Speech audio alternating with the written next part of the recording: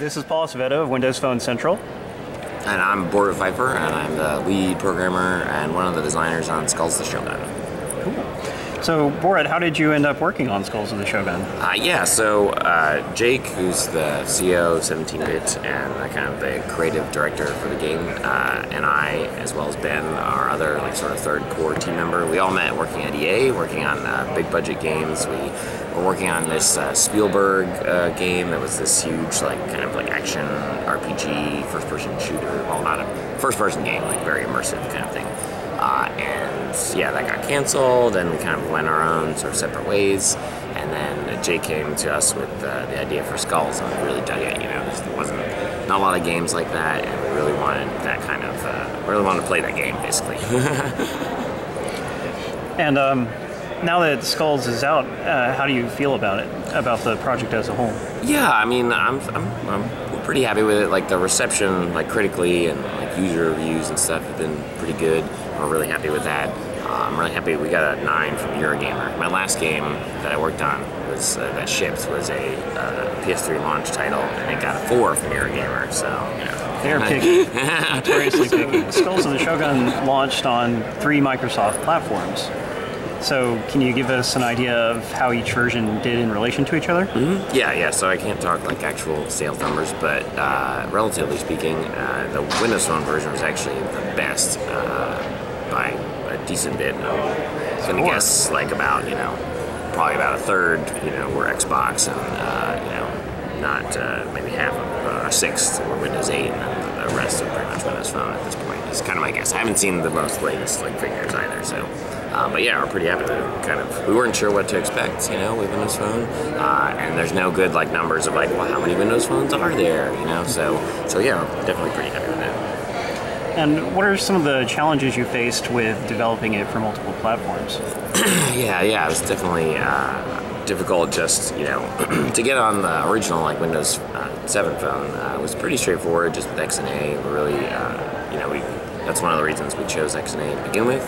Before Microsoft even announced that they were going to make a phone, we were like, well, if they make a phone, they're just going to use XNA, and sure enough it did, and that was a pretty straightforward process. That was pretty good. And then Windows 8 came out, and they didn't support XNA, so we had to use Monogame, which is an open source version of XNA, which was still fairly straightforward to do, but it was just more time. And then the real challenge, I think, with Windows 8 was just all the different ARM tablets. There's lots of different ones. They have different performance characteristics, so we just had to get a bunch of them and try it out and figure out there's code in the game to kind of when you start up, it kind of tries to do a bunch of stuff rendering wise and figure out what the tablet can support, and then changes it dynamically. Now that the game has been out for a little while, I'm sure you've discovered some bugs. Can you tell us about anything that will be fixed in the future? Yeah. So I mean, there's lots of fun stuff. I mean, especially with Windows Phone 8. So Windows Phone 8 didn't come out by the time we had started the kind of certification process and finalizing the game. The Windows Phone 8 wasn't yet released, so we never got to run the game on Windows Phone 8. So there's some bugs just with your autosaves. You might not get monks that should appear on the round if you ran an autosave that would have loaded a monk, that kind of thing. And there's also just there's some kind of up-res art. So some of the bigger Windows 8 phones, like the Nokia 920, has a much bigger screen, so we can't really do much about the overall resolution, but we kind of up-res a bunch of our assets and fonts and that kind of stuff to make it look a bit better on that. And then there's a bunch of just kind of async sort of error handling, where there's we ran into issues with Microsoft's cloud storage servers weren't necessarily working, so your async games would start to desync because you would load an old version of your game because it hadn't saved properly.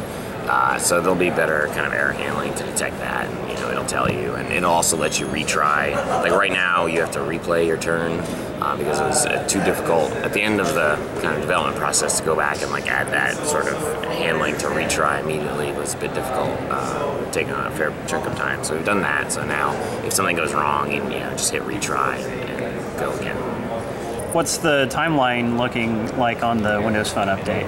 Yes, so we just this past Saturday we sent them hopefully the last version. We'll see. All the known issues should be fixed, and yeah, so they're going to test it this week, and if they don't find anything else, then we'll go into certification with it. So hopefully, like a few weeks.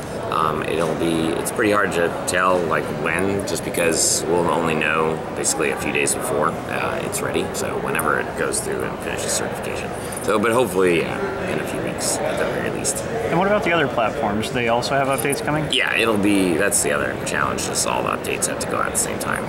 So now that 17-bit has shipped a game for all three Microsoft platforms, including Windows Phone, do you think that you guys will work with Windows Phone and Windows 8 again in the future? Yeah, it's hard to say. I mean, right now it's like super early. 17-bit, Jake, creative director on Skulls, he's busy with a few people like prototyping the new thing, and they're kind of figuring out like what it would be best on. So they're considering that. I mean, we're definitely happy with Windows Phone in terms of as a mobile sort of marketplace. I mean, I think there's they're definitely. It's hard to tell how many there are. There's no real stats, but we're pretty happy with the sales there. So, in terms of like launching, compared to like launching on iOS, where it's like super crowded and hard to get attention. What kind of projects do you personally have lined up for the future? Yeah, so the way we work at 17-bit is sort of like a collaboration, and Jake and Ben and I kind of came together to work on Skulls, which is Jake's game, and then Ben and I both have other games we'd like to make. So we may not work full time directly on the next 17-bit thing. And Jake also wants to move the studio to Japan, so that's exciting. But at the same time, Ben and I are in Los Angeles. We quite like it there. So yeah, I mean, the next game I want to work on is actually a very like sort of serious strategy RPG. Set and like kind of dealing with like political issues and that kind of stuff. So, and then I think Jake, definitely wants to kind of keep pursuing that sort of like retro, but with a modern sort of twist, kind of vibe to it. Modern, kind of older genres, but with modern tech and AI and graphics and all that kind of stuff. So.